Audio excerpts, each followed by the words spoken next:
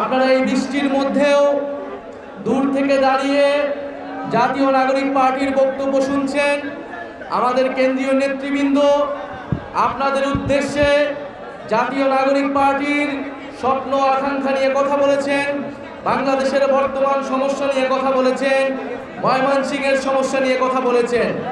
প্রিয় সংগ্রামী ময়মনসিংহবাসী, আমরা জানি এই ময়মনসিংহ কৃষক আন্দোলনের সূতিকাগার।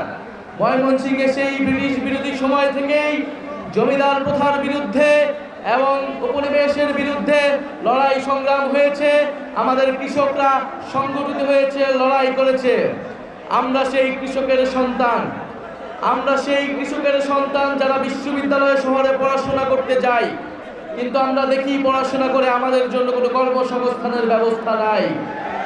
এই রাষ্ট্র আমাদের কোনো চাকরির ব্যবস্থা করতে পারে নাই। সেই সুষম চাকরির জন্য, ন্যায্য অধিকারের জন্য, বৈষম্যের বিরুদ্ধে আমরা আন্দোলন করেছিলাম।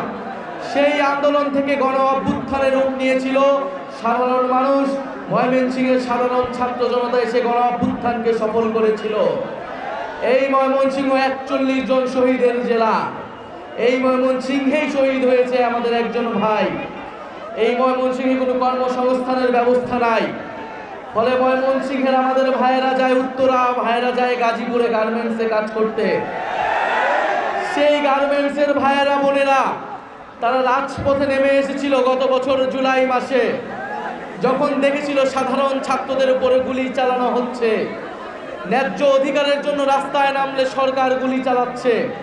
আমার সেই গার্মেন্টসের ভাই, আমার সেই রিক্সাওয়ালা ভাই, আমার সেই পথশিশু ভাই এই গণ অভ্যুত্থানে রাজপথে নেমে জীবন দিয়েছিল। তাদের জীবনদানের বিনিময়ে আমরা এই স্বাধীন বাংলাদেশ পেয়েছি।